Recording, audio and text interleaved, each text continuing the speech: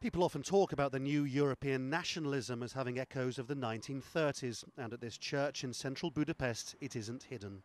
In the entrance, a bust of Miklos Horthy, Hungary's leader who allied himself to the Germans in World War II. In the congregation sit young men in the black of the far right, yet the church says it is simply a sanctuary for Hungarians under attack. It's not only a duty, it's an obligation for us to protect Hungarians. God created us Hungarian, and our congregation is made up of people who look after others. To Jobbik, Horthy was a patriot who tried to restore Hungary's lost empire. Evidently they see Vladimir Putin in much the same way. We have an interest in seeing a growing Russia that has, in a very interesting way, defended its own interests and which has basically created some counterweight to the West. Jobbik deny allegations of being funded by Moscow, but they do admit to having a relationship.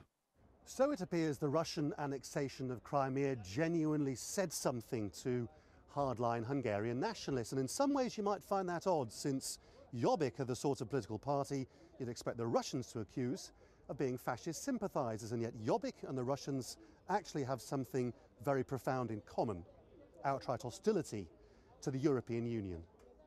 And it isn't only happening here. In recent days, hardline anti-European Union figures like Marine Le Pen of the French National Front and Marianne Kotleba of Our Slovakia have said they too support Russia over Crimea.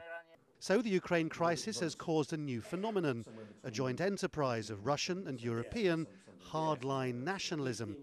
Putin government, they want to destruct, or if it's possible, to make weaker the European Union. And Jobbik, that's the Hungarian party, which want to get out from the European Union.